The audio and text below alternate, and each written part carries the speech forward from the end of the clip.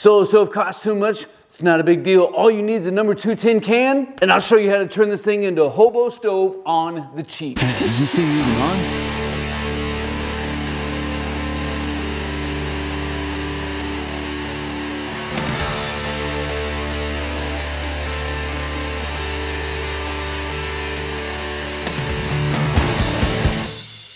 Welcome back to the channel, friends. As always, it's good to see you. So Stoker here, and today I'm going to show you how to make a hobo stove on the cheap. All you need is a number 2 tin can, just like this bad boy right here. So what is a hobo stove? So, a little bit of history. It wasn't but maybe 100 years ago, 90 years ago, when the world economic system absolutely collapsed in half, and the whole world, and especially the United States, entered into a Great Depression. And people were forced to be really creative with what they were doing with their money, just to put food on the table and take care of their family and their loved ones. Of course, it wasn't just during this period of time where people had to be a little creative because they didn't have the cash flow. Even people now, sometimes we live beyond our means, sometimes we just don't have enough cash. They'll go out and buy some of the things that we want, or whatever the case is, and so we need to be a little creative. And so in comes the hobo stove. Now the hobo stove is really just a poor man's stove. I'm going to show you how to make 2 different versions today. One's going to be a stove, and then we're going to make a grill out of the other one,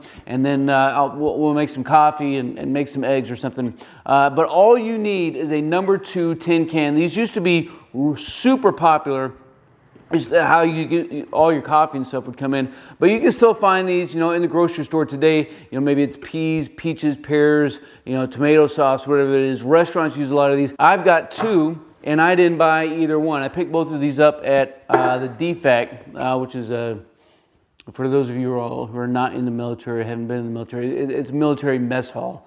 So all you need is some number 2 tin cans and a can opener. We need to make some air holes in these things. So let's move this over to the bench here, and we'll make 2 of these things, and then we'll go out and put them to use. This one here will be our stove, right? And then this one's going to be our grill. You can put a grate over it. Or, I think in the case of today, I'll either do that, get a little creative. I'll cook some eggs in this thing. No big deal. So what we need to do with both of them is we need to control some airflow. So this will be our stove. So what we're going to do here is we're just going to take this can opener.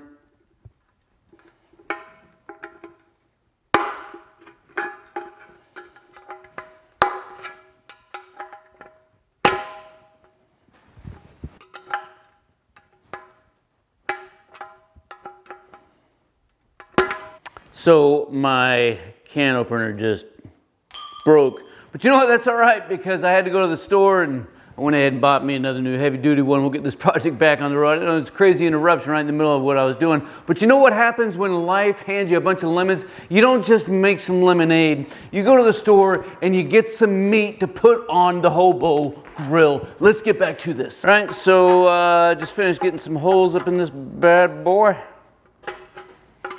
It's not science. Bam, now we got some airflow up on the top, and we need a place obviously to get some fuel in. So I'm gonna make a quick starter hole here. A pair of shears.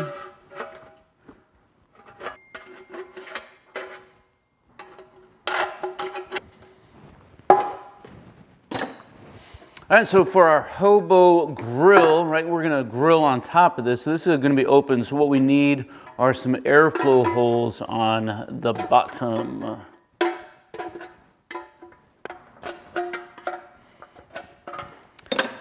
And we'll do the same thing. We'll make a little opening here.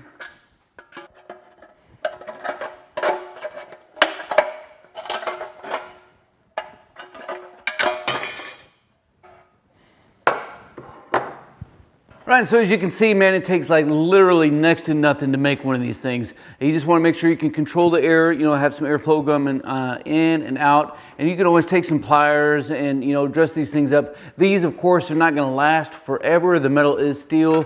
But man, what an easy thing to put in the back of your truck or out on the back porch, And why do these things work so good? Let's go find out, and we'll talk some more story.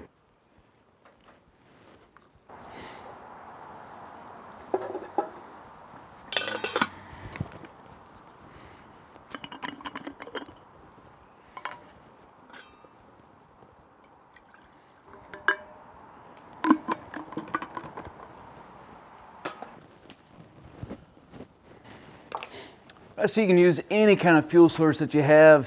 For the grill, I just got some fat wood going right now to get, I actually got some charcoal burning in that. And over here, we're just gonna use some hardwood for, get the fire going. For our water, man, this is gonna be amazing. My mouth is already watering waiting for this thing. I'm so glad my can opener broke.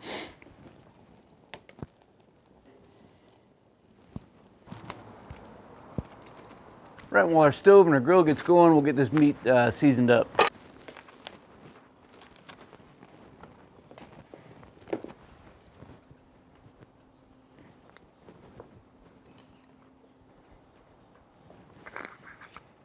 All right, water's getting close. I'm going to go and dump some coffee in this guy. Oh, man, that steak smells delicious.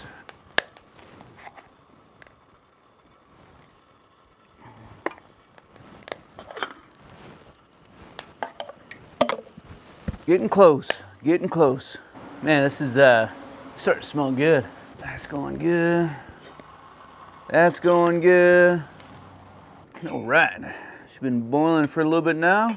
Pull this off for a second.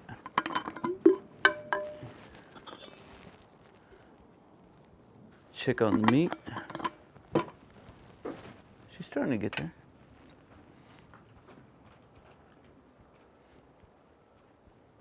Enjoy half of this coffee while steak keeps on cooking.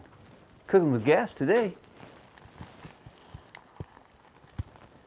All right, so one of the reasons why these are so effective is because they manage the heat really well. It keeps everything really contained, as opposed to just cooking over an open fire where your heat is going everywhere and you can't control anything.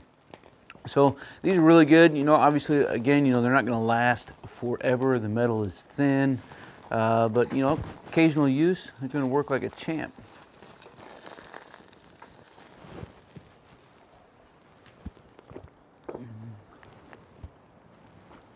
Good side on using the Hobo Stove is you're not going to get a bunch of black marks and, you know, soot on your pots or pieces or whatever. Whereas on the grill, you will. Oh, that's looking so good. All right, let's tear open into this first one, see what she looks like. Oh yeah, oh nice and bloody. Yeah, buddy.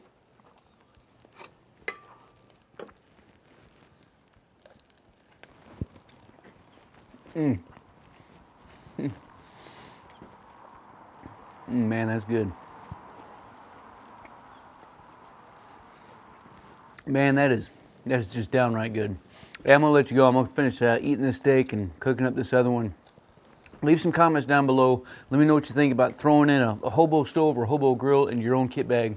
You know, again, you can do this project for, you know, $5, maybe $7 if you gotta go buy a new can opener.